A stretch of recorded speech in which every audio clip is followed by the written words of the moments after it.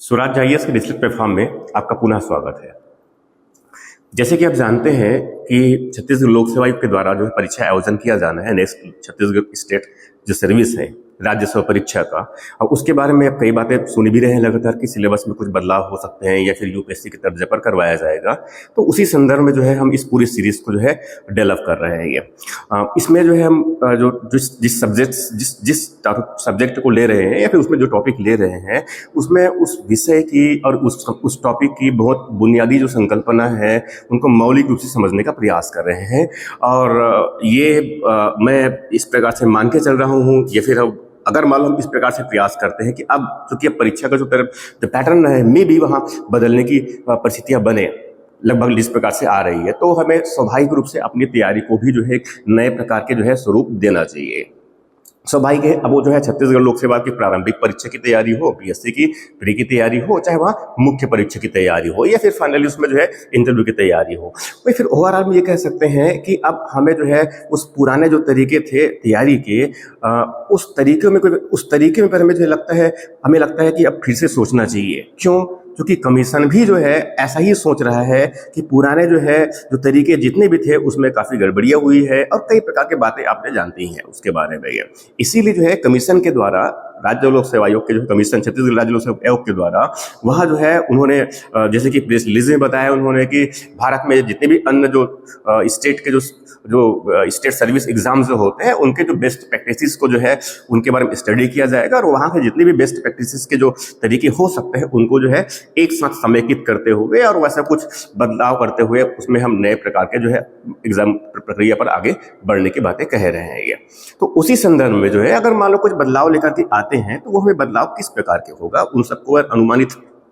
एक संभावित बदलाव के रूप में, जैसे कि बार बार उनका जो है संभावित यूपीएससी की तर्ज पर करवाने के, तो उन सबको ध्यान में रखते हुए इस पूरे लेक्चर की सीरीज को जो है हम करने जा रहे हैं, जिसमें सब्जेक्ट को बहुत मौलिक रूप से हम समझने का प्रयास कर रहे हैं। इसमें जो विषय है, जैसे कि अभी मैंने भारत की संविधान और राज्य व्यवस्था पर लेक्चर इसके पहले भी 2 लेक्चर मैंने ऑलरेडी अपलोड किया हुआ है। उसी में फिर उसी क्रम में और आगे जो है इसमें जो एक टॉपिक है राज्य व्यवस्था की, जो पहली जो बुनियादी टॉपिक है जो बेसिक संविधान की समझ को मजबूत करने के लिए ले रहे होते हैं, वह है राज्य व्यवस्था शासन के प्रारंभिक तत्व, एक परिचय के रूप में। इससे जो है इस टॉपिक को लेने का सेंस सिर्फ इतना ही है हमारा कि हमारा जो है संविधान में और राज्य व्यवस्था में भारत की जो है उसकी समझ ठीक प्रकार से डेवलप हो जाए, एक मौलिक समझ जिससे हम प्रश्न को बेहतर प्रकार से जो है हल कर सके। तो इन सब के बेसिस पर ही जो है इस लेक्चर को लिया जा रहा है, जिसमें इसके अब तक मैंने इसमें राज्य क्या होता है, राजनीति क्या होती है, राज्य के मूल तत्व क्या होते हैं, राज्य के क्या बेसिक कार्य होते हैं, इनके साथ साथ मैंने साथ में संविधान की संकल्पना पर भी जो है डिस्कस किया हुआ ऑलरेडी पहले के लेक्चर में। अब अगर नहीं देखे होंगे तो आप पुराने उसमें उस लेक्चर में उस सेगमेंट में जाकर जो है उस लेक्चर को देख सकते हैं। अब उसके बाद आज इसी क्रम में जो हम आगे बढ़ रहे हैं, इसी क्रम में आगे बढ़ रहे हैं एक नई संकल्पना की ओर, एक नई अवधारणा है जो शासन व्यवस्था, संविधान और इस पूरी प्रक्रिया में जो है जो हमेशा उभर के रहती है साथ में। ये बहुत प्रारंभिक संकल्पना है ये, जिनमें हम समझने का प्रयास कर रहे हैं आज जो है सरकार, कि सरकार की व्यवस्था। ये बेसिकली जो है सरकार जो है आए दिन सुनते हैं कि सरकार इस प्रकार का है, सरकार अच्छा काम नहीं कर रहा है, सरकार जो है ठीक काम कर रहा है, या फिर सरकार ये अच्छा है, ये बड़ा बुरा, जो भी बातें हैं ये। तो सबसे पहले जो हमें अवधारणा के रूप में, बेसिक मौलिक समझ के रूप में हम यहाँ समझने का प्रयास कर रहे हैं कि आखिरकार ये सरकार होता क्या है। ये पहले हम यही समझ रहे हैं, सरकार के बीच जो है गवर्नमेंट, ठीक है। तो एग्जैक्टली जो है गवर्नमेंट का मतलब जो है केवल जो है कार्यपालिका की बात नहीं कर रहे हैं हम, एक समेकित रूप से पहले समझ चुके हैं हम राज्य क्या होता है, ठीक है। तो राज्य को जो है कई प्रकार से काम करते हैं, ये तो हम जानते हैं। ये उनमें कुछ अनिवार्य कार्य होते हैं और कुछ उनके ऐच्छिक कार्य होते हैं। उन सभी कार्यों का संचालन वो राज्य के द्वारा ही किया जाना है। मगर चूंकि जैसे कि राज्य जो है, तो राज्य बेसिकली जो है ऐसा कोई संस्था नहीं है, ये एक राजनीतिक इकाई है, एक पॉलिटिकल एंटिटी है बेसिकली ये, ठीक है, जो खुद तो कार्य नहीं कर सकता मगर हाँ काम करवा सकता है। इस राज्य के पास में सत्ता प्राप्त होती है शासन करने की, कार्यों को संचालित करने की। इसीलिए जो है राज्य के कार्यों को संचालित करने वाली जो एजेंसी होती है, राज्य जो काम करता है उन काम को संचालित करने वाली जो एजेंसी होती है, उस एजेंसी को कहा जाता है सरकार, अर्थात सरकार एग्जैक्टली अगर देखा जाए तो क्या है, एक संस्था है। किस लिए संस्था है? राज्य के द्वारा जो कार्य किए जाने हैं उन कार्यों को किया जाने के लिए। तो बेसिकली क्या हुआ कि राज्य के जो कार्य है वही एग्जैक्टली जो है सरकार के भी कार्य है। तो इस सरकार की स्थापना क्यों किया गया? किस लिए?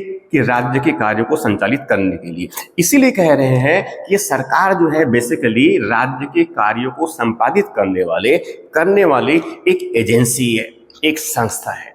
ये हो गया सरकार।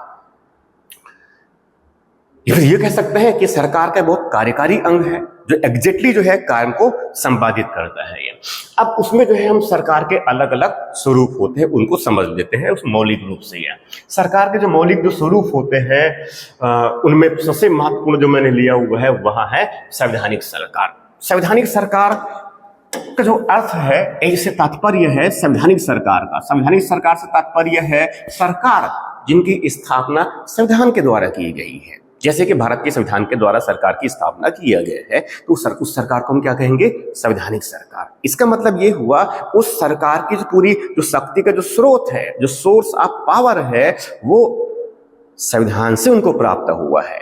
इसका मतलब ये हुआ कि संविधान ने उस सरकार को शक्ति दिया, संविधान ने उस सरकार को शक्ति दिया और उस शक्ति का प्रयोग किस प्रकार से सरकार करेंगे इसका भी जो है व्यवस्था जो है संविधान के द्वारा कर दिया गया। अब स्वाभाविक है सरकार को शक्ति दिया गया है संविधान ने, हो सकता है वो सरकार शक्ति प्राकर के जो है मनमाना काम करना शुरू कर दे, जिससे वो जिस देश से संबंधित सरकार है वहां के नागरिकों पर, वहां के निवासियों पर हो सकता है वहां उनके लिए शोषणकारी हो सकता है, कभी कभी ऐसा। तो इसीलिए उस सरकार की शक्ति जिनको संविधान ने उनको दिया, उस सरकार की शक्ति पर जो लिमिटेशंस है या उनको जो सीमित करना है या उस पर नियंत्रण है वो भी जो है संविधान के द्वारा ही आरोपित कर दिया जाता है। तो इस प्रकार से क्या हुआ, शक्ति का स्रोत सरकार का कौन सा है? संविधान है। और वही संविधान ने जो है सरकार पर एक तरह से उनके नियंत्रण भी या उस पर एक मर्यादा खींच दी है। ये तो इस तरह से कह सकते हैं कि जो सरकार होता है जो संविधान के द्वारा स्थापित किया जाता है उस सरकार को कहा जाता है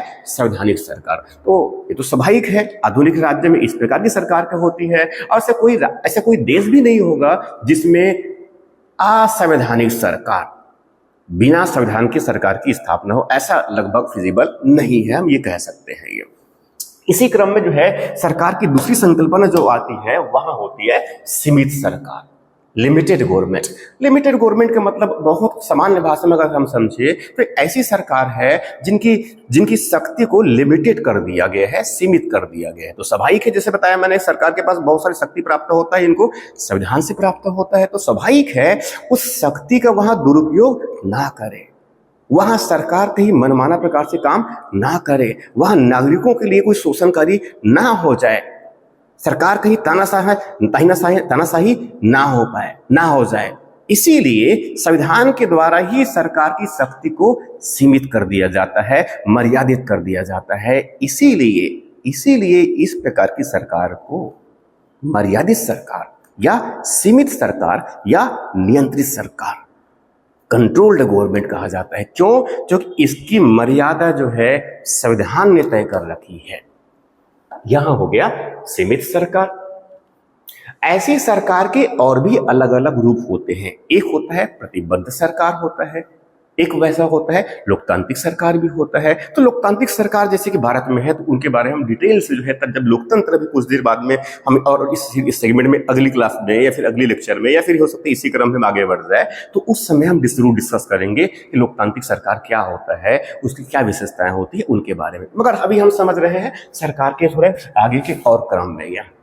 तो अब जो है हम तीन संकल्पनाओं को समझ लिए, सरकार क्या होता है, संवैधानिक सरकार क्या होता है, सीमित सरकार क्या होता है। तो अब हम समझते हैं बहुत महत्वपूर्ण रूप से सरकार के अंग के रूप में। जैसे बताया मैंने कि सरकार जो है राज्य के कार्यकारी अंग है। तो स्वाभाविक है राज्य के द्वारा इस पर कई प्रकार से काम करते हैं, शांति और सुरक्षा के लिए काम करते हैं, आंतरिक और बाह्य रूप से लोगों जनता के आम जन के लिए वहाँ सामाजिक आर्थिक विकास के काम करते हैं और ऐसे भी कई प्रकार से वह कार्यों को संचालित करते हैं। तो स्वाभाविक है इन सभी कार्यों को संचालित किया जाना है तो ये पहले चूंकि आधुनिक राज्य है और ये पहले जैसे परंपरागत राज्य नहीं है जिसमें एक राजा होता है और राजा के पास में जो है विधायी शक्ति है, कार्यकारी शक्ति है, न्यायिक शक्ति है, तो पूरी शक्ति जो है एक ही शक्ति एक ही व्यक्ति के पास में या फिर एक राजा के पास में नियंत्रित है, उसीमित है। ये ऐसा नीत है। ये तो ऐसा यहाँ पर अब आधुनिक राज्य में इस प्रकार का नहीं होता है। ये तो इसी तरह से क्या है, तो इसी वजह से सरकार ने जो है अपने कार्यों को संचालित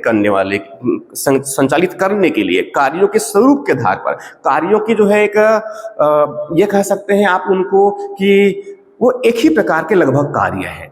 इसके बेसिस पर सरकार को जो है इन कार्यों को संचालित करने के लिए हमने सरकार के 3 अंग होते हैं। बेसिकली ये सरकार के 3 अंग का मतलब ये कह सकते हैं वो ऑर्गन्स ऑफ गवर्नमेंट है, ये सरकार के अंग है ये, और इन्हीं अंगों के माध्यम से वहां जो है कार्यों को संचालित कर रहे होते हैं। तो वो सरकार के जो अंग होते हैं वो 3 अंग होते हैं, जिनमें से जो है एक पहला अंग होता है वहां होता है विधायिका। 3 अंग है, तो पहले उस 3 अंग के नाम को समझ लेते हैं हम एक्चुअल में। पहले अंग क्या है हो गया, इसमें एक विधायिका हो गया।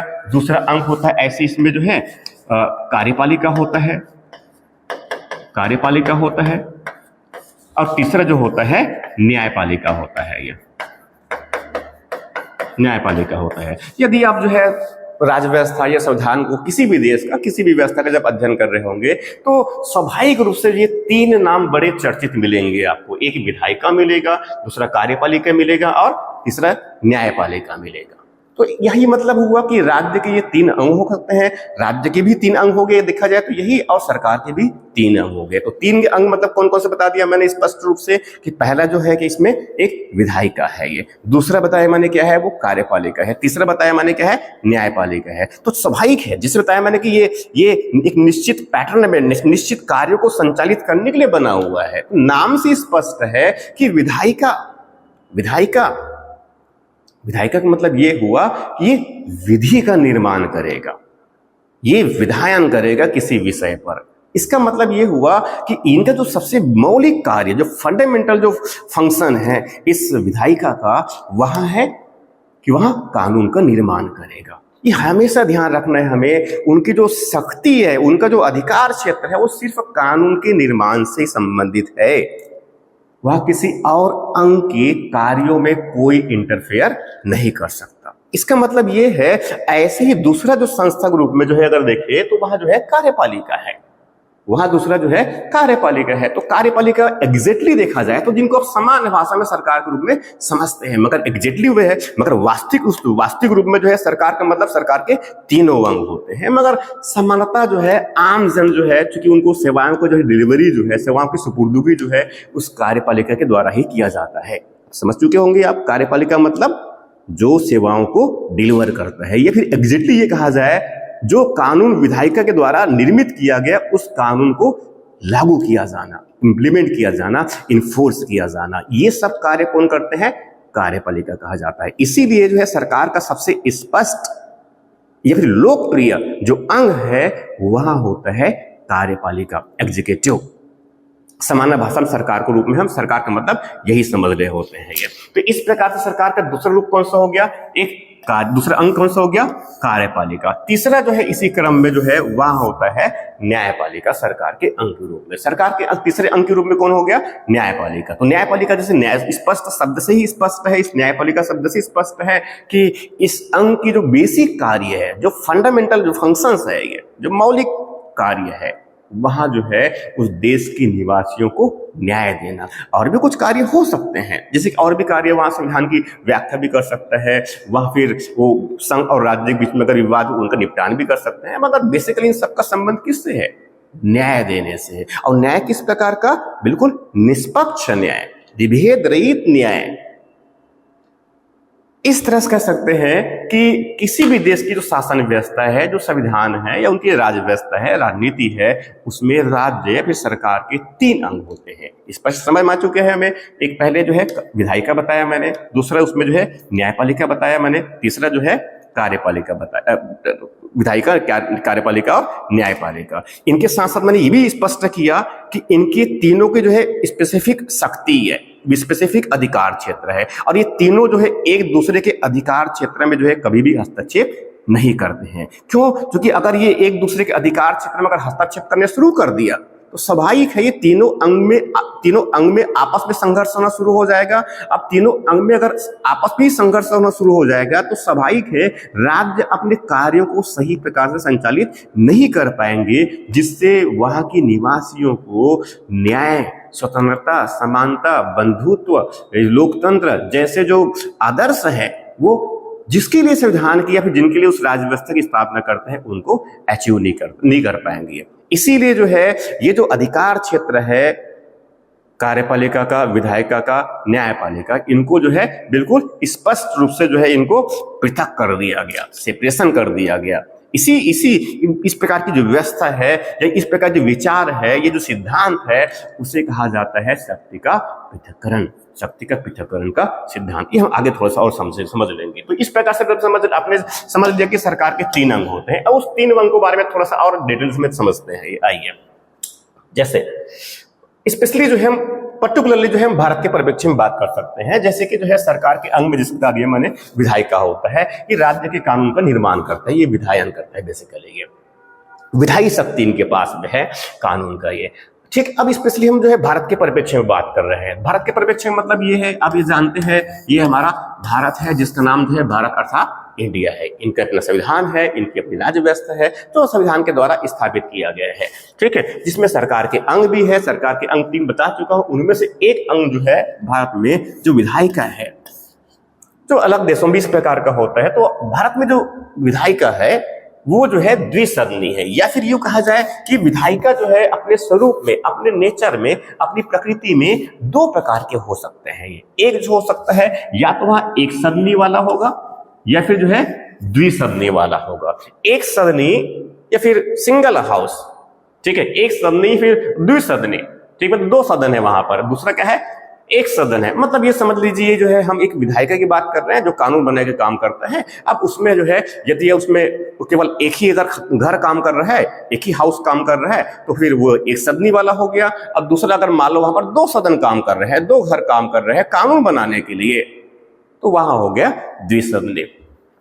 तो इस प्रकार से जो है विधायिका अपने स्वरूप में एक सदनी या फिर द्विसदनी हो सकते हैं। मगर भारत का जो विधायिका है वो किस प्रकार का है, तो वो द्विसदनी विधायिका है। द्विसदनी विधायिका है जिनमें उच्च सदन है, आप जानते हैं, राज्यसभा के रूप में, और दूसरा जो है निम्न सदन है। मतलब ये हुआ कि भारत में जो है उच्च सदन हो गया और दूसरा जो है निम्न सदन।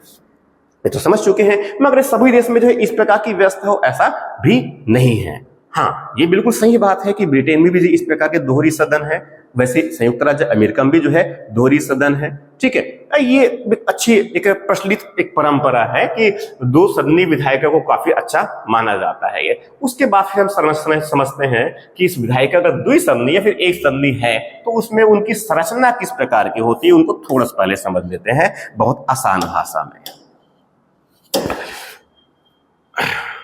अब इस विधायिका में, एक तो विधायिका में सबसे महत्वपूर्ण क्या होगा, इसका कोई जो है अध्यक्षता करे। स्वाभाविक है, कोई भी कानून अगर बनाया जाना है, कोई नियम बनाया जाना है, तो स्वाभाविक उसके लिए जब कोई बैठकें होंगे, उसमें अधिवेशन होगा, तो उसकी कोई ना कोई तो अध्यक्षता करेंगे ना।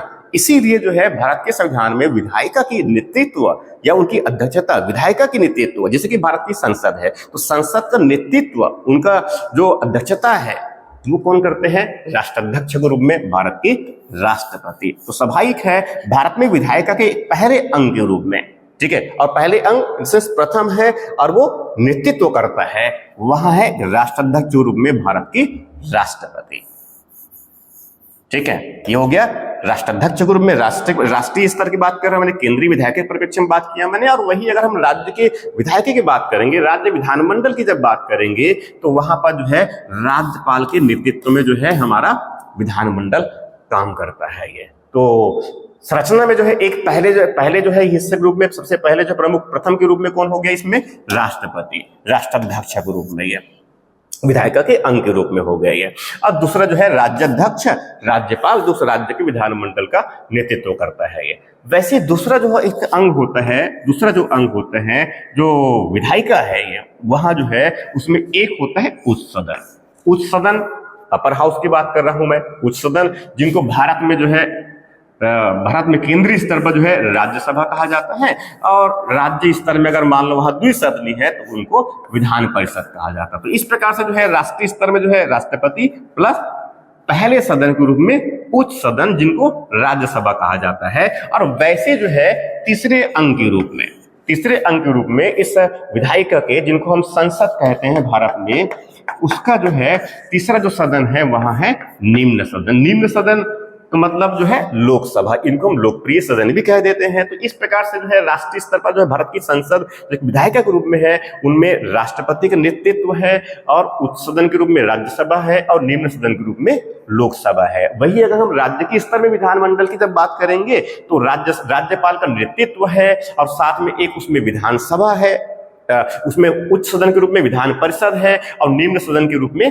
विधानसभा है। तो इस प्रकार से क्या हो गया, ये विधायिका की उनकी संरचना हो गया, ये पहले अंग के रूप में। ये अब वैसे जो है दूसरे अंग के रूप में आगे बढ़ते हैं। सरकार के जो दूसरे अंग होते हैं वह होता है कार्यपालिका का। जैसे पहले बता चुका हूं मैं, कार्यपालिका जो है कानून को लागू करता है। ये कानून को लागू करता है स्पष्ट रूप से। ये पुलिस भी जो है बेसिकली वो कार्यपालिका का हिस्सा है। एक पंचायत का जो सचिव होता है, ग्राम पंचायत का, वहां भी जो है कार्यपालिका का हिस्सा है। एक रोजगार सेवक भी होता है, वहां ग्राम सेवक भी होता है। इस प्रकार से कह सकते हैं एक टीचर भी जो है, ये सब जो है बेसिकली जो है कार्यपालिका के हिस्से हैं।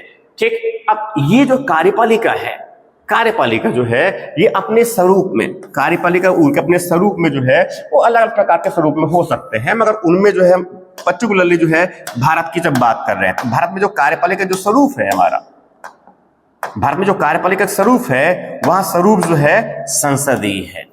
वह स्वरूप जो है कैसा है, संसदीय। ये हमें बहुत अच्छे से ध्यान रखना है, क्योंकि जो कार्यपालिका जो स्वरूप है या तो संसदीय हो सकता है, या फिर वहां अध्यक्षात्मक भी हो सकता है।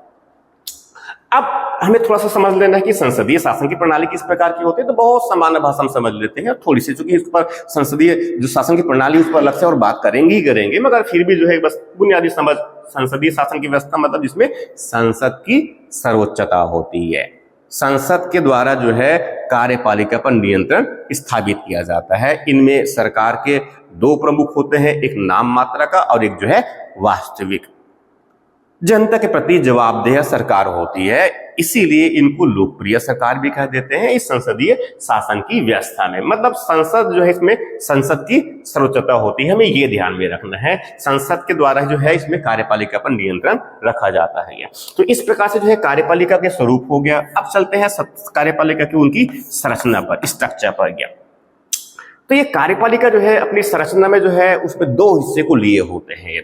एग्जीक्यूटिव जो है अपनी संरचना में दो हिस्से को लिए होता है, जिनमें से एक पहला जो हिस्सा होता है उनको राजनीतिक या फिर अस्थायी कार्यपालिक कहा जाता है। ये ठीक है, इसकी संरचना में दो हिस्से हो गए। एक पहला जो है राजनीतिक जो अस्थायी होता है। ये इनको अस्थायी कार्यपालिका भी कह सकते हैं आप इनको। वो टेम्पोररी जो है ये एग्जीक्यूटिव है बेसिकली। को टेम्पोररी बेसिस पर, टेम्पोररी इसलिए या फिर राजनीतिक इसलिए क्योंकि इनको निश्चित अवधि के लिए, जैसे कि अब भारत में जानते हैं कि चुनाव चल रहा है, चुनाव की सरगर्मी है और लगभग आज चुनाव हो भी रहे हैं। 1 तारीख है तो फिर इसमें कल 1 तारीख है तो उसमें फिर चुनाव होंगे। ये 7वें चरण का और अंतिम चरण है हमारा ये। तो बेसिकली किस लिए हो रहा है ये?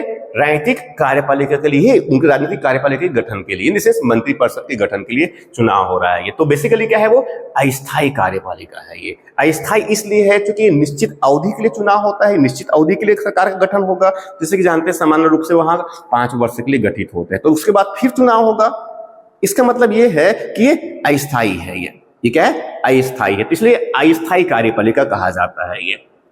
दूसरा जो होता है जो एक्चुअल जो है नियमित रूप से बना रहता है। एक बार जो है आप कलेक्टर या फिर आईएएस बन गए, आईपीएस बन गए, एसडीएम या फिर डीएसपी बन गए, तो स्वाभाविक है आप प्रशासन के हिस्सा बन चुके हैं। उसी कार्यपालिका में जो है स्थायी जो कार्यपालिका है उनका हिस्सा बन चुके हैं, जो प्रशासनिक कार्यों को निरंतर रूप से संचालित करते हैं, स्थायी रूप से निरंतरता के साथ में जो है वह संचालित करते हैं। इसीलिए उस कार्यपालिका को प्रशासनिक कार्यपालिका अभी यदि एग्जाम की तैयारी कर रहे हैं तो आप प्रशासनिक कार्यपालिका के हिस्सा बनने जा रहे हैं, आप स्थायी कार्यपालिका के हिस्सा बनने जा रहे हैं। एक बार जो है आपका अपॉइंटमेंट हो गया, उसके बाद फिर 60-62 साल तक आपकी सेवाएं होने वाली है स्थायी रूप से। तो इस तरह से क्या हो गया, एक कार्यपालिका की उनकी संरचना हो गया ये। अब आगे बढ़ते हैं, इस पर जो है एक और तीसरे जो है अंक के रूप में ये तीसरे जो अंक के रूप में अच्छा, इसी में थोड़ी बातें और भी है, थोड़ी सी बातें और है संरचना में जो है, जिसके बताया मैंने कि इसमें राजनीतिक कार्यपालिका हो गया और प्रशासनिक कार्यपालिका हो गया। अब राजनीतिक कार्यपालिका में थोड़ा समझ लेते हैं कि भारत में राजनीतिक कार्यपालिका में कौन कौन सम्मिलित होते हैं, इनको थोड़ा सा समझ लेते हैं ये। ठीक है, तो राजनीतिक कार्यपालिका में जो है, भारत की राजनीतिक कार्यपालिका में ये उसमें जो है एक तो राष्ट्रपति सम्मिलित होते हैं, स्पष्ट समझ लेना है। तो एक पहले कौन हो गया, राजनीतिक कार्यपालिका में पहले ये समझ लिए राष्ट्रपति पहले, उसके बाद दूसरा जो है राष्ट्रपति, तीसरा जो है प्रधानमंत्री, और उसके बाद अन्य मंत्री मीन्स उनका मंत्री परिषद, टोटल मंत्री परिषद की बात कर रहा हूं मैं, ये पूरा कार्यपालिका का हिस्सा ही है। उसके साथ में जो है इसमें महान्यायवादी, भारत का महान्यायवादी, अटॉर्नी जनरल ऑफ इंडिया। ठीक है, इस प्रकार से आपको हमेशा ध्यान में रखना है। प्रश्न जो है यहाँ तक कि आईएएस में भी पूछा गया है, यूपीएससी के द्वारा, आईएएस के जो सिविल सर्विसेज एग्जाम्स होते हैं उनमें भी प्रश्न पूछा गया है कि निम्नलिखित में से किन्हें या कौन कौन से जो है कार्यपालिका में सम्मिलित होते हैं। उसमें 2-3 नाम दे देंगे आपको, 3, 4, 5 या फिर 6 नाम दे दिए। इसमें से नंबर 1 दे दिया राष्ट्रपति, नंबर 2 दे दिया उपराष्ट्रपति, फिर 3 दे दिया प्रधानमंत्री, फिर 4 दे दिया अन्य मंत्री, या फिर नेक्स्ट में दे दिया महान्यायवादी। अब आपको पूछा जाएगा इनमें से उपयुक्त में से फिर कितने जो है, आजकल जो है बहुत यूपीएससी में लोकप्रिय एक जो पैटर्न बना हुआ है प्रश्न पूछने का, उपयुक्त में से कितने भारत की कार्यपालिका में सम्मिलित होते हैं, कितने, हाउ मेनी, काउंट करके बता देना है कि नंबर 1, नंबर 2, नंबर 4, 5 ऐसे करके। तो 1, 2, 3 और 4 और ये 5, ये पांचों कार्यपालिका का हिस्सा है। ये तो हो गया राजनीतिक कार्यपालिका। वैसे ही प्रशासनिक कार्यपालिका, जैसे बता चुका हूं, एक बार अपॉइंटमेंट हो गया और उसके बाद 60 वर्ष 62 वर्ष की आयु तक आपकी सेवाएं चल रही होती है स्थायी रूप से। कोई 5 वर्ष में कोई अस्थायी या फिर इसमें निर्वाचन की व्यवस्था नहीं है। तो एक प्रशासनिक जो संरचना होती है उनमें समाता प्रशासन में, क्योंकि प्रशासनिक कार्यों को संचालित करना है स्थायी रूप से, तो एक बार जुड़ने के बाद में स्थायी रहता है। जिनमें मुख्य रूप से प्रशासनिक कार्यपालिका में जो है एक समान जो समझ बस लिए हो मैं इसमें, ये कोई हम प्रशासनिक ढांचा पर डिस्कस नहीं कर रहे हैं अभी वर्तमान में, मगर इसमें जो है मुख्य रूप से जो है एक तो जो है मुख्य सचिव होते हैं, ये स्वाभाविक है, वो देश के संदर्भ में बात कर सकते हैं और राज्य के संदर्भ में बात कर सकते हैं। जैसे छत्तीसगढ़ है तो छत्तीसगढ़ के एक मुख्य सचिव होगा, चीफ सेक्रेटरी ऑफ इस छत्तीसगढ़ होगा। ठीक, ये तो पहली बात होगी। जो सबसे कह सकते हैं सुप्रीमो है स्टेट में, जितने भी प्रशासनिक अधिकारी है, कर्मचारी है, वो सब के सब जो है इस मुख्य सचिव के नियंत्रण में ही काम करते हैं, उनके निर्देशन में ही काम करते हैं, उनकी अध्यक्षता में ही काम करते हैं। यहाँ सरकार का भारत के मंत्री परिषद के स्टेट में ये मुख्य सलाहकार भी होता है नीतियों के मामले में। पूरे प्रशासन पर जो है इनकी पकड़ होती है। ये पहला जो है प्रशासक होता है राज्य में, ये प्रथम प्रशासक वरिष्ठता के क्रम में भी। इसके बाद दूसरा जो क्रम आता है वह होता है प्रधान सचिव का, प्रिंसिपल सेक्रेटरी जिनको कहा जाता है, या प्रिंसिपल सेक्रेटरी कहा जाता है ये। मगर कभी कभी इन दोनों के बीच में जो है मुख्य सचिव के साथ साथ जो है इसमें जो है एडिशनल, तो कभी जो है असिस्टेंट चीफ सेक्रेटरी का भी अपॉइंटमेंट कर दिया जाता है। वैसे इस तरह प्रिंसिपल सेक्रेटरी है तो कभी कभी प्रिंसिपल के साथ साथ में जो है एडिशनल या फिर असिस्टेंट प्रिंसिपल सेक्रेटरी को भी अपॉइंट कर दिया जाता है ये। उसके बाद फिर जो है तीसरे क्रम में चलेंगे तो उसमें फिर हो गया सचिव, सेक्रेटरी के बाद है। इसके बाद फिर और भी अन्य लोग सेवक होते हैं, कर्मचारी होते हैं, जैसे कि सचिव के बाद जो है अपर सचिव, फिर उसके बाद में उप सचिव, ठीक है, और उसके बाद में और भी कई प्रकार से एडिशनल है और कई प्रकार से ये। उसके बाद फिर जो होता है वो होता है संचालक,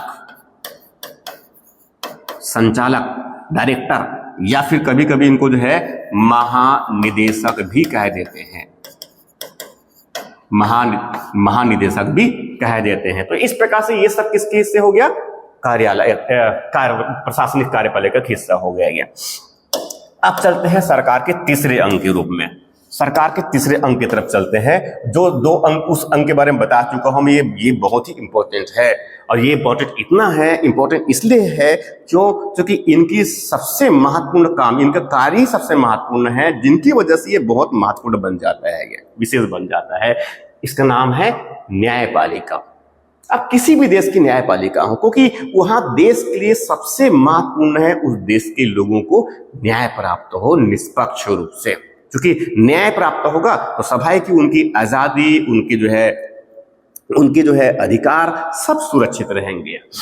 तो समझ लेते हैं कि न्यायपालिका, तो बेसिकली जो है न्यायपालिका जो संकल्पना है वो कभी कई प्रकार से काम, किसमें तो कौन सा काम बताया मैंने, न्याय करने वाला। तो उसमें जो है न्याय करने की प्रक्रिया में जो है, जैसे बताया मैंने, अगर मान लो वहां पर जो है कोई देश है और देश में शासन को संचालित करने के लिए, प्रशासनिक कार्यों को संचालित करने के लिए वहां पर जो है उनके इकाई है, केंद्रीय स्तर में इकाई है और राज्य स्तर में इकाई है, जैसे कि भारत में है। तो भारत में जो है भारत की संघ है एक इकाई के रूप में केंद्रीय स्तर में, और दूसरा जो है क्षेत्रीय स्तर में जो इकाई के रूप में हमारे पास में राज्य है, ये फिर संघ राज्य भी है। और उसके बाद तीसरे स्तर में भी हम जानते हैं कि सरकार की तीसरी व्यवस्था भी हमारे यहाँ है भारत में, जिनको हम स्थानीय सरकार भी कह सकते हैं। मगर अब कमोबेश समझना है फिलहाल अभी जो है कि एक चलो केंद्रीय स्तर पर इकाई हो गया संघ के रूप में, और दूसरा जो इकाई हो गया हमारे पास में राज्य स्तर की। स्वाभाविक है, चूंकि भारत के परिप्रेक्ष्य में अगर बात करें तो भारत के संविधान में जो है एकात्मक परिसंघ की स्थापना की गई है। भारत के संविधान में एकात्मक परिसंघ की स्थापना की गई है शासन व्यवस्था के संदर्भ में।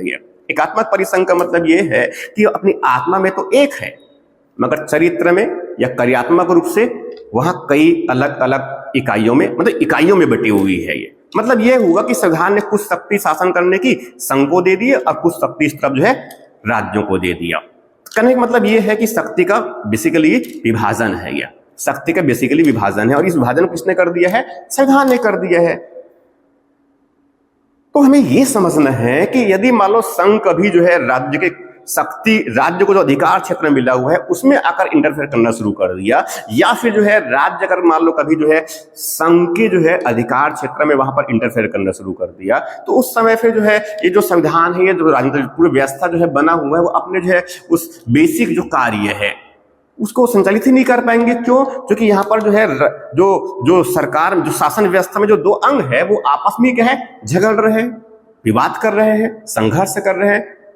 तो इसीलिए इस तरह के संघर्षों के समाधान का जो दायित्व है वहां भी जो है न्यायपालिका के पास में है। मतलब ये कह सकते हैं राज्य के बुनियादी जो मुद्दे होते हैं, ठीक है, जिनका निपटान किया जाना है, जिनमें विवाद है, जो विवाद का जो है निपटान किया जाना है, ठीक है, चाहे वहां संघ और राज्य के संदर्भ में भी हम बात करें या फिर जो है उसमें कोई विवाद, किस प्रकार से कोई विवाद है, आए दिन के प्रकार से विवाद होते हैं। जानते हैं चुनाव से संबंधित विवाद हो गया, सामाजिक न्याय से संबंधित विवाद हो गया, चोरी डकैती और कई प्रकार से सामाजिक अपवंचन, सामाजिक बहिष्कार, ठीक है, और कई प्रकार से अधिकारों के जो है हनन, कई तरह से है। तो इसी क्रम में जो है ये राज्य के बहुत बुनियादी काम है ये। अब उसके बाद फिर जो है एक और क्रम ले लेते हैं कि लोगों को न्याय प्रदान करना। मैं प्रारंभिक स्तर से यही बात कर रहा हूं कि इस न्यायपालिका का जो है जो स्थापना ही बेसिकली संविधान जो करता है वो लोगों को न्याय देने के लिए करता है। इसीलिए जो है लगभग सभी देशों में और भारत में भी जो है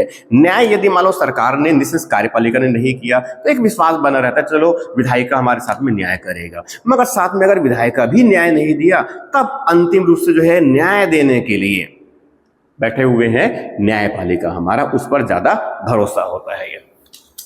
अब ये जो है न्यायपालिका जो है उनके स्वरूप को देख लेते हैं थोड़ा सा ही। अब ये जो न्यायपालिका जो स्वरूप है, और विशेष रूप से हम जो है भारत के परिप्रेक्ष्य में थोड़ा सा और समझ लेते हैं कि ये जो न्यायपालिका स्वरूप है वहां जो है एकक है, एकीकृत है, एकात्मक है। अब इसको अच्छा समझ लीजिए आप, अब इनको अच्छा समझ लीजिए। जैसे कि अभी मैंने जो है इसमें विधायिका और कार्यपालिका की बात किया मैंने, तो विधायिका और कार्यपालिका जो है उसमें अगर देखें तो एक मैंने संघ मीन्स केंद्र की बात किया, अब उसमें साथ में मैंने दूसरी बात किया था राज्य, जो क्षेत्रीय इकाई के रूप में है, इसमें क्षेत्रीय इकाई के रूप में है। इन दोनों को जो शक्ति जो प्राप्त हुआ है, शक्ति प्राप्त हुआ है संविधान से, इनको जो शक्ति प्राप्त हुआ है संविधान से प्राप्त हुआ है, ठीक है। तो इस प्रकार की अगर व्यवस्था है, इनमें एक इकाई जो है संघ हो गया और दूसरी इकाई जो है राज्य हो गया। इनकी भी अपनी शक्ति है और इनकी भी अपनी शक्ति है। ये अपने काम को संचालित करेंगे, ये भी अपने काम को संचालित करेंगे। ये दोनों बेसिकली जो है, जो अधिकार क्षेत्र है उसमें बिल्कुल वो स्वतंत्र रूप से काम करेंगे, जो अधिकार क्षेत्र है उसमें, मगर वो संविधान से बंधे हुए हैं। इसका मतलब यहां पर है दोहरी स्तर की सरकार हो गया, एक केंद्र की स्तर की सरकार, एक केंद्र राज्य की स्तर की सरकार, एक केंद्र की स्तर की विधायिका और एक राज्य की स्तर की विधायिका। और हमें यह ध्यान में रखना है कि केंद्रीय सरकार के नीचे ये राज्य की सरकार नहीं है, ये बिल्कुल स्वतंत्र स्वायत्त रूप से गठित हुई है ये। तो यहां पर बेसिकली जो है दो स्तर की हो गया, इस तरह से दो स्तर के हो गया। मतलब यहां पर संघ और ये जो राज्य है ये बेसिकली है समानांतर है, ये समानांतर है, ये समानांतर है।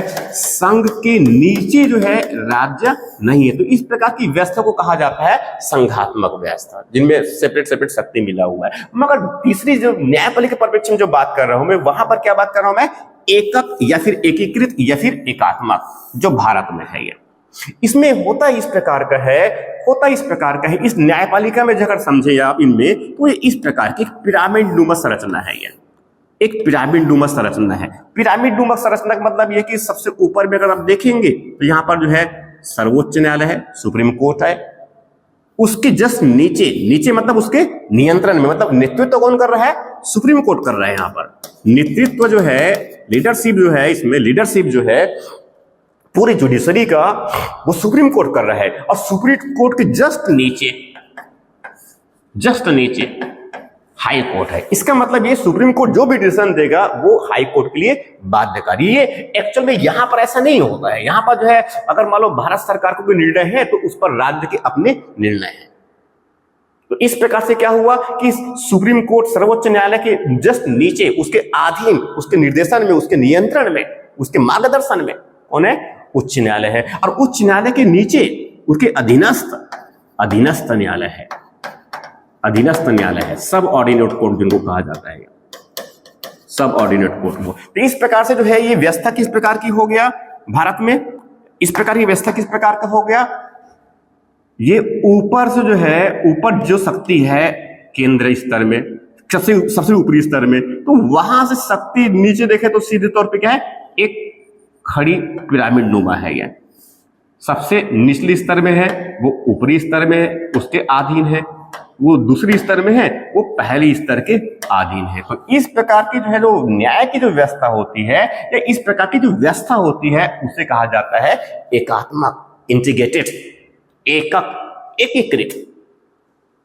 इस प्रकार का रूप है हमारे यहां भारत में। तो इस प्रकार की संरचना में जो है, इस न्यायपालिका की संरचना में जो है, एक हो गया उच्चतम न्यायालय, सर्वोच्च न्यायालय भारत का, और दूसरा हो गया उच्च न्यायालय, और तीसरा हो गया अधीनस्थ न्यायालय है।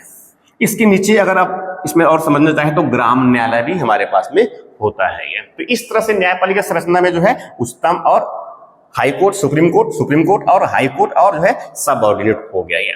अब इसके बाद छोटी दो और संकल्पना है छोटी छोटी, जिनको पहले भी डिस्कस कर चुका हूं मैं, उसके बारे में डिस्कस कर लेता हूं। उसके बाद फिर इस वीडियो पर विराम देंगे और फिर अगले नेक्स्ट लेक्चर में और किसी आगे के विषय पर डिस्कस करेंगे। तो छोटी सी संकल्पना ये है शक्ति का पृथक्करण का सिद्धांत।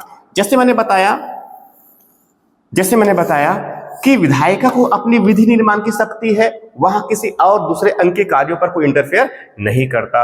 वैसे कार्यपालिका जो है, उस विधायिका के द्वारा जो कानून बनाया गया है, उस कानून को इंप्लीमेंट करता है, क्रियान्वित करता है, ये उनकी अपनी अधिकार क्षेत्र है। और वैसे जो है न्यायपालिका भी, ठीक है, जो कानून बनाया गया है उस कानून की अगर कोई जब प्रवर्तन होता है, लागू होता है, उसमें कोई अवहेलना करता है, तो उस समय या उससे जो है किसी प्रकार की अगर कोई गड़बड़ी होती है, तो उस समय जो है उस विवाद उत्पन्न होता है, तो उसका समाधान कौन करेगा, न्यायपालिका। तो स्वाभाविक है तीनों को स्पेसिफिक वर्क है जिनको संविधान ने सौंप रखा है, और उनको उसी अपने दायरे में ही काम करना है, अपने अधिकार क्षेत्र में ही काम करना है, उनको अपने अधिकार क्षेत्र में ही काम करना है। इसका मतलब ये हुआ कि एक जो विधायिका है उनका ये अपना अधिकार क्षेत्र हो गया, विधायिका का अपना अधिकार क्षेत्र हो गया, इस तरफ एग्जीक्यूटिव का अपना एक अधिकार क्षेत्र हो गया, और वैसे जो है जुडिशरी का भी जो है एक अपना अधिकार क्षेत्र हो गया। और ये तीनों बिल्कुल सेपरेट है, पृथक है, पृथक पृथक इनको शक्ति प्राप्त हुआ है। इसीलिए इस सिद्धांत को कहा जाता है पृथक्करण का सिद्धांत, शक्ति पृथक्करण का सिद्धांत। ये तो समझ गए हैं, भारत में लगभग इस प्रकार की व्यवस्था है। अब तीसरा जो है, तो इसमें छोटी सी और संकल्पना है जिनको बहुत जल्दी से समझ लेते हैं, वह है शक्ति संतुलन का सिद्धांत।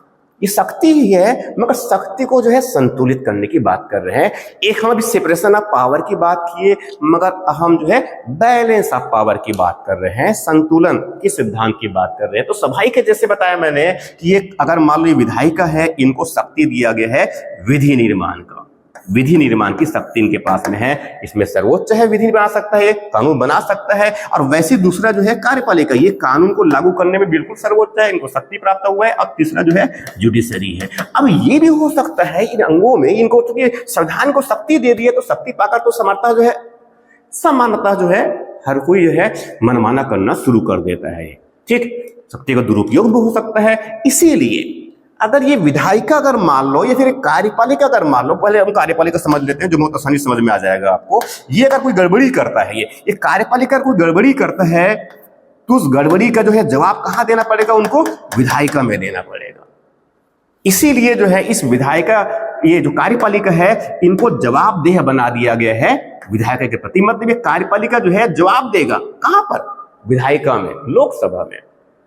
इसीलिए जो है एक जवाबदेह सरकार की बातें करते हैं। ये तो हो गया कार्यपालिका पर नियंत्रण हो गया। अब दूसरी जो बातें करते हैं हम मालूम में बातें करते हैं, उनमें जो है न्यायपालिका पर नियंत्रण। तो न्यायपालिका में जो है, न्यायपालिका संचालित कौन करते हैं, इसमें न्यायालय में न्यायाधीश होते हैं। मगर न्यायालय भी अगर मान लो जो है ऐसा कुछ काम करते हैं, ऐसा कुछ व्यवहार करता है, ऐसे कुछ संवैधानिक निर्णय या फिर जो निर्णय दिए जाते हैं, जो ऐसा प्रतीत होता है कि वहां न्यायपूर्ण नहीं है, उस समय उस पर्टिकुलर न्यायाधीश पर जो है विधायिका के द्वारा उस पर ऐसे आरोप भी किया जा सकता है, आरोपित किया जा सकता है। और उस आरोप ये सिद्ध होता है, आरोप यदि सिद्ध हुआ तो उसके लिए उसके पद से जो है हटाने के लिए एक महाअभियोग की प्रक्रिया होती है, जिसे भारतीय संविधान में है, महाअभियोग की प्रक्रिया होती है। उस प्रक्रिया को भी संचालित किया जा सकता है। मतलब ये है कि एक तरह से कह सकते हैं इस न्यायपालिका पर भी नियंत्रण, न्यायपालिका पर नियंत्रण किसका हो गया, न्यायपालिका पर नियंत्रण किसका हो गया, विधायिका का। तो वैसे जो है इस तरफ विधायिका पर भी नियंत्रण होता है। जैसे कि विधायिका जो है कानून बनाने की शक्ति है, मगर कानून जो है वहां संविधान के उल्लंघन में नहीं बना सकता। कानून बनाने की सर्वोच्च शक्ति इनके पास में है, मगर जो कानून बनाया गया उस विधायिका के द्वारा उनका सर्वोच्च न्यायालय या फिर न्यायालय के द्वारा उनके संवैधानिकता की जांच किया जा सकता है। ये संवैधानिकता की जांच का मतलब ये है कि वो संविधान सम्मत है, संविधान अनुरूप है या नहीं। और यदि वहां संविधान के उल्लंघन में बनाए गए कानून है, तो सर्वोच्च न्यायालय जो है उसकी समीक्षा करके उनको असंवैधानिक, अनकॉन्स्टिट्यूशनल भी घोषित कर सकता है। इस तरह से जो है हमने आज की इस लेक्चर में जो है बहुत मौलिक रूप से हमने सरकार के बारे में समझ लिया। ऐसी जो है और अगले लेक्चर में जो है इसमें इसी टॉपिक के अंतर्गत राज्य व्यवस्था और शासन व्यवस्था प्रारंभिक तत्व के अंतर्गत में जो है इसमें सरकार भी, तो सरकार को समझ ले, इसमें अंग के बारे में बात की हम लोगों ने। अब अगले जो लेक्चर में मैं डिस्कस करूंगा वहां है सरकार के स्वरूप के बारे में। तो इनको बहुत अच्छे समझ लेने हैं। हम बहुत बुनियादी रूप से मौलिक संकल्पनाओं पर विचार कर रहे हैं, जिससे भारत का संविधान और राज्य व्यवस्था जो है बहुत अच्छे प्रकार से हम समझ सके। जैसे कि आप जानते हैं कि सिलेबस में अगर किस प्रकार से बदलाव आता है, राज्य लोक सेवा आयोग के द्वारा अगर होता है या फिर अगर होता भी है और नहीं भी होता है, तो भी हमें अपनी तैयारी को बहुत मजबूत करने के लिए और बिल्कुल सशक्त करने के लिए, फिर कह सकते हैं उस अंतिम चयन सूची में अपना नाम सुनिश्चित करने के लिए हमें जो है बहुत मौलिक संकल्पनाओं की समझ बुनियादी रूप से, क्योंकि अगर मौलिक संकल्पनाओं की समझ अगर मान लो आपको है, तो निश्चित रूप से प्रश्नों के हल करने में कोई गड़बड़ी नहीं होगी, आपकी समझ बहुत अच्छा होगा। ठीक है, आप प्रश्नों को बहुत अच्छे प्रकार से समझेंगे, प्रश्नों को सही तरीके से समझेंगे, मुख्य परीक्षा में प्रश्न होंगे उनको सही दृष्टिकोण से देखेंगे, और स्वाभाविक है अगर सही दृष्टिकोण से आप देख रहे हैं, प्रश्नों को समझ पा रहे हैं, उनकी रिक्वायरमेंट को समझ पा रहे हैं, तो उसके अनुरूप ही आप उत्तर लेखन भी करेंगे। मतलब यह है इन सबका जो है कि आपकी जो है सफलता सुनिश्चित हो। इसी सब बातों को ध्यान में रखते हुए स्वराज्य आईएएस की टीम के द्वारा पूरी तरह से मौलिक संकल्पनाओं के साथ जो है इस लेक्चर को प्रेजेंट किया जा रहा है। ये ऐसी में आगे जो है छत्तीसगढ़ के इतिहास पर, छत्तीसगढ़ के भूगोल पर, छत्तीसगढ़ की अर्थव्यवस्था, छत्तीसगढ़ की बजट, आर्थिक समीक्षा और कई जो है अलग अलग जो कला संस्कृति आदि विषयों पर जो है और भी लगातार मैं लेक्चर करते रहूंगा। अब लगातार अब बने रहिए। आप सबका बहुत बहुत धन्यवाद।